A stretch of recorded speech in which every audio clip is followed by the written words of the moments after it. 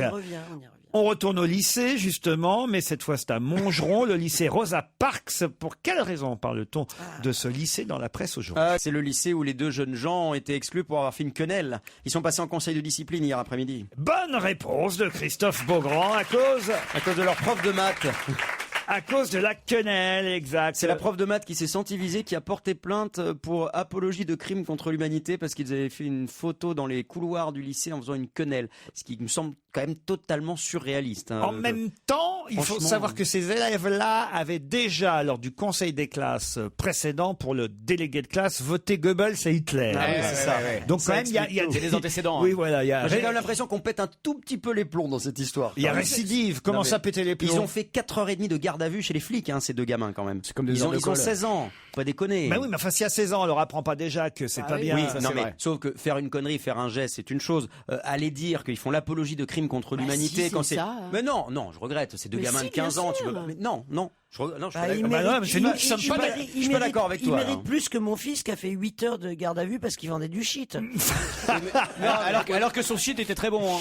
Mais attendez, Beaugrand, je vous comprends. Non, mais qui passe en conseil de discipline, c'est une chose. Faire, honnêtement, que les flics passent 4 heures des gamins en garde à vue parce qu'ils ont fait un geste à la con, une mauvaise blague. C'est pas seulement un geste à la con, puisqu'on vous dit qu'au conseil des classes précédents, ils avaient déjà voté Goebbels et Hitler. Je pensais que tu faisais une blague. Il y a quand même récidive. Vous voyez ce que je veux dire? C'est à un moment donné, il faut aussi mettre un frein aux choses qui, si peut-être on avait agi comme ça il y a 60 ans, peut-être, voilà, on aurait. En tout cas, ils sont pas prêts d'avoir leur Dachau. Non, franchement, Beaugrand. Ils sont en terminale. Non, je suis pas d'accord, mais bon. Vous pensez qu'on doit laisser Dieudonné continuer à faire ses spectacles alors, par exemple? Moi, je fais pas partie des gens, en tout cas, qui pensent que c'était la bonne tactique de vouloir lui interdire ses spectacles. Je rappelle que pendant les 5 derniers jours avant que ce spectacle se tienne, il y a 1400 places qui se sont vendues, qui ne se seraient peut-être pas vendues sans cet incroyable défoulement médiatique. Donc, je suis vraiment pas convaincu que ce soit la bonne méthode. Il y a 1400 places qui se sont vendues sur 5000 places, apparemment. 5600 places. 5600 places au Zénith. Ça veut dire qu'il y avait quand même 3000 personnes qui étaient prêtes à aller voir. Plus 4000 personnes. Vous êtes donc en train de dire qu'on peut laisser 3000 personnes aller voir un spectacle dans lequel, parce qu'il faut quand même le rappeler à chaque fois, dans lequel on fait une parodie de Show Cacao en faisant Show Ananas, et dans un spectacle dans lequel on peut dire que un journaliste qui s'appelle Cohen, les chambres à gaz auraient dû finalement. Mais ça c'est un délit, Je suis désolé, à un moment donné, il faut quand même savoir dire les choses. Mais on n'est pas obligé d'être d'accord. Je pense que Christine est un peu sur le même plan. Je pense qu'il ne faut pas l'interdire, mais punir à chaque délit. Chaque délit. Et que les peines soient appliquées. Que les peines soient appliquées, elles ne le sont pas. Elles ne peuvent pas être appliquées. Donc à un moment donné, pourquoi il est insolvable. Mais non, il n'est pas insolvable. Laissez-moi vous répondre, Christophe Beaugrand et Christine Bravo. Je pense que vous avez tort, puisque effectivement, si on a été obligé d'en venir à interdire le spectacle, c'est parce que depuis des mois et des mois, chaque fois que ce spectacle a lieu, Dieudonné récidive dans des propos qui sont illégaux parce qu'ils sont racistes, qu'ils atteignent à la dignité, et que malgré des tas de condamnations judiciaires, il s'est rendu insolvable. C'est pas qu'on ne veut pas lui faire payer les amendes qu'il doit à cause de ses condamnations. C'est qu'il a été suffisamment malin pour se rendre insolvable. Donc, un père qui ne paye pas sa pension alimentaire, qui est insolvable, il va en tôle. Non, mais t'as raison. Il va en tôle, tu payes pas, tu as 500 € de pension alimentaire, tu les payes, tu vas en tôle. Dans les 10 jours, tu vas derrière les barreaux. Et on est en train d'en faire un martyr. C'est idiot ce que vous dites. S'il allait en tôle, vous en feriez pas un martyr aussi? Bah oui, non, la question. Réfléchissez un peu. La question de jouer ne se poserait pas s'il était en tôle. Non, mais le problème, c'est qu'on parle de ça comme si c'était un spectacle. Mais c'est plus un spectacle. C'est un homme politique qui fait un meeting. C'est pas un humoriste, ce mec-là, quand même. Dès lors que Dieudonné a invité Forisson, le plus grand révisionniste sur scène, il a quitté définitivement le domaine de l'humour. On est donc en face d'un révisionniste qui doit aller en prison et payer.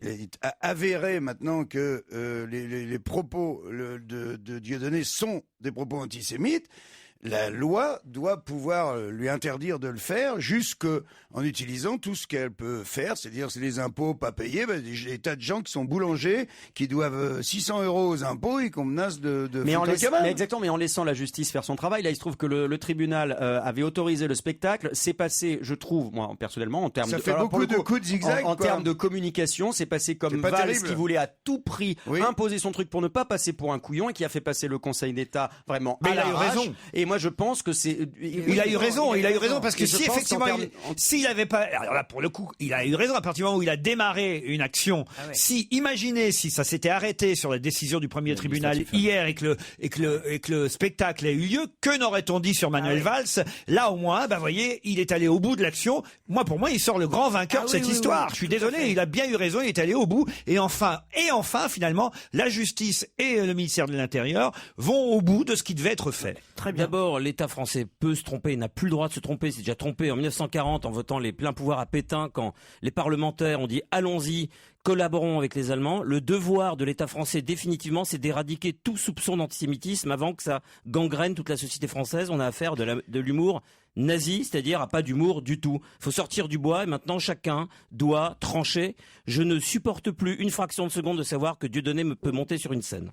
Et en plus, je trouve que ce qui est bien aussi, c'est que de fait, les gens qui ont envie d'aller voir ces spectacles savent maintenant ce qu'ils ont envie d'aller voir. Ils ne peuvent pas revendiquer le fait que c'est de l'humour. Le côté anti-système, ça va bien à un moment donné. Vous savez pourquoi on dit anti-système, Laurent, pour une raison simple. Nicolas Bedos, samedi soir, on n'est pas couché, fait vraiment, alors je dois dire, une chronique très brillante sur l'affaire Dieudonné, et à un moment donné il dit mais enfin anti-système de quoi quand on pense que Dieudonné vend des produits dérivés à la pelle, qui se fait un pognon fou.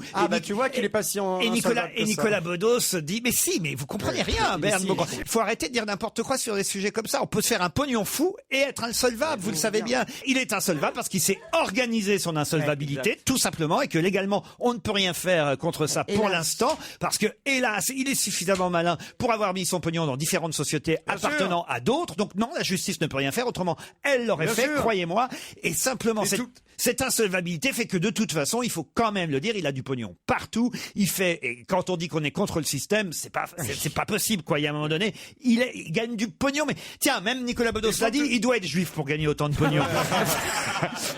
Mais c'est vrai, mais le mec qui fait faillite, il fait une autre société au nom de sa femme.